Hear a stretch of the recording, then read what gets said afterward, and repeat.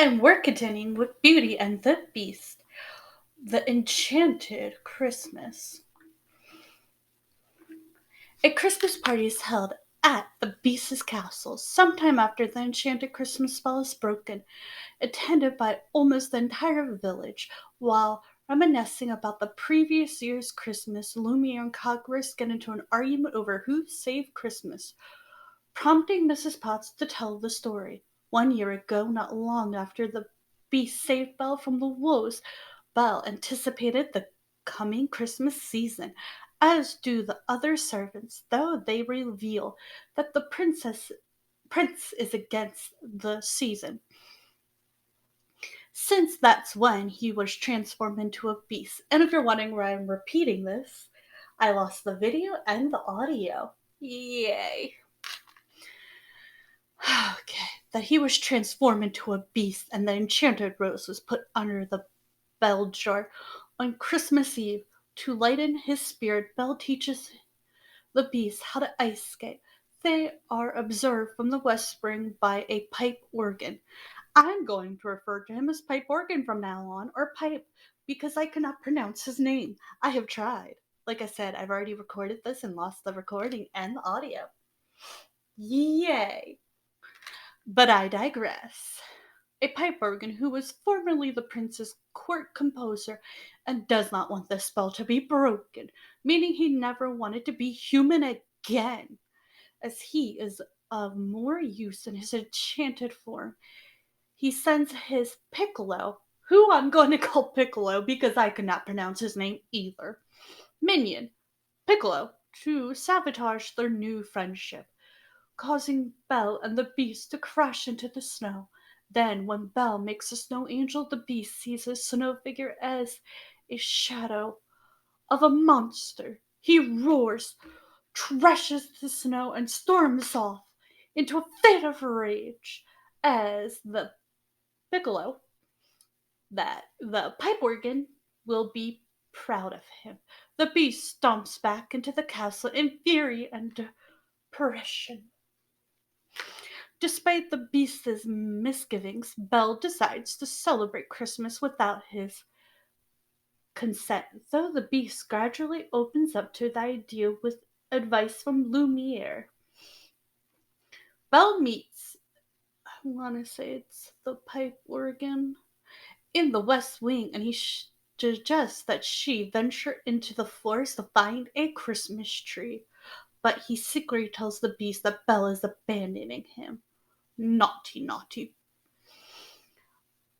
The pipe organ then continues to manipulate the Beast under his mind control into a rage, destroying the Christmas decorations in the dining room and storming off outside to look for Belle. Angelique, I believe she's an angel Christmas tree topper or ornament, cries because the pipe organ, mindlessly slaved, had destroyed everything, thinking it's hopeless. Belle and a few more servants found and chopped the tree down, but Belle falls through the ice and almost drowns. The Beast intervenes and saves her in time, though he locks her in the dungeon for supposedly breaking her promise to not to leave.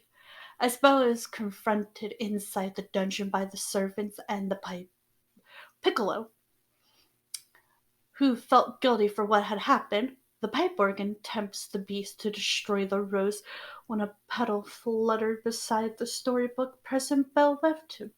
The Beast then has a change of heart after reading it and ignoring the pipe organ's plea, frees Belle, gives his consent to celebrate Christmas, powers to prevent the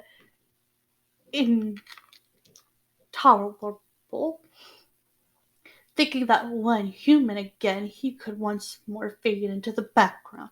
The pipe organ is a lasting attempts to use his powers to bring down the castle, thinking that they can't fall in love if they're dead.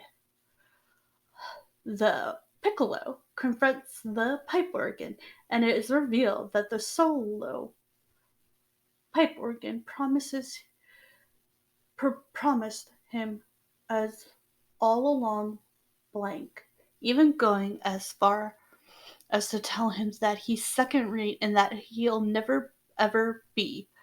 The beast then storms up to confront the pipe organ, but then, unreasonably to obey him, Belle and the others reach the wrestling where Lumiere, Cogsworth, and Angelique try to save the rose, while Belle joins the beast in confronting the pipe organ. The piccolo points to the beast's pipe organ's keyboard where he clambers up and pulls it away, removing Thief's the pipe organ's magic ability. The beast voluntarily smashes the pipe organ's keyboard. Pipe organ then tries to pull away from the wall, causing him to come crashing down into the floor, killing him, while Belle confronts the devastated beast soon after the castle is repaired. The piccolo receives a royal pardon and Christmas is celebrated.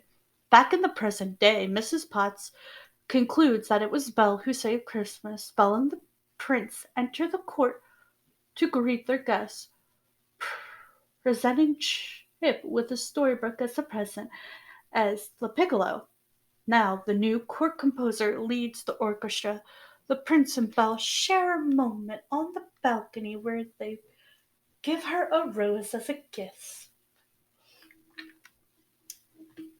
Okay, and I found it. I finally found something that I have been looking for. Because for the life of me, I could not remember, and I feel old for remembering this, but I also watch reruns. Sing Me a Storybook with Belle. That's right, it's a TV show? Movie thing? I'm not 100% sure. Let's get to it. Cool. I digress. Disney's Sing Me a Storybook is an American live-action animated television series created by Patrick Davison and Melissa Gould.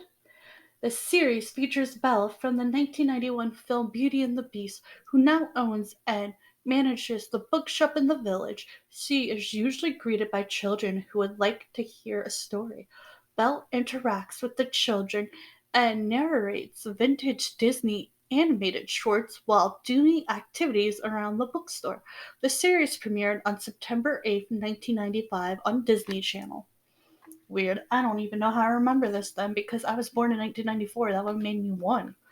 According to Ken Wright, vice president at the oh boy, Bina Vista Television, using vintage Disney animated shorts allowed the show to present a higher quality of animation that would normally be feasible in an educational show that meets the Federation Communication Commission standard. Wow, that's a mouthful.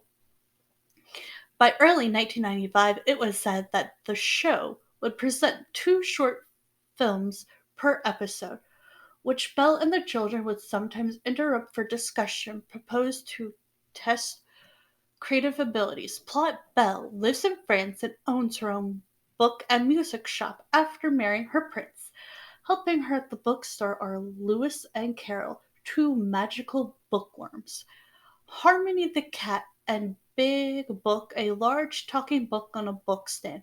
The bookstore is visited by local children to whom Belle will sing songs and tell stories, usually with a moral relating to something that's happened that day.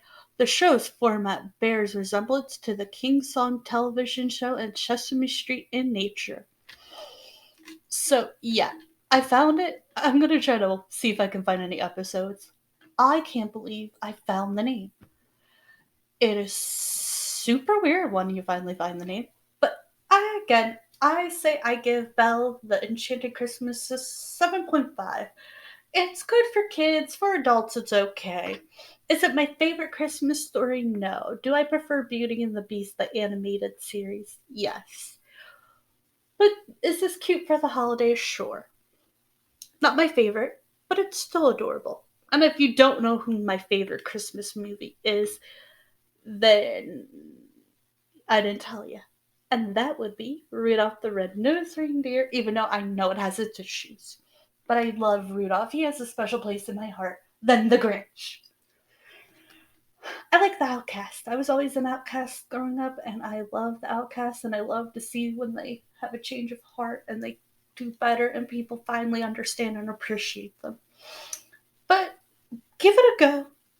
I couldn't find the Rotten Tomatoes score because it's a whole thing. Okay, have a great and wonderful week. Bye for now, and have a good holiday because I probably won't be doing this podcast until after the holidays because on the weekends I do the kids stuff. And I'll probably do more Christmas movies because I have a lot of them on my phone. So you might have to listen to me talk about Christmas movies even after Christmas. Sorry. Have a good one. And for all of you who are watching, I hope you all enjoy. And yes, this is kind of the way I do my podcast.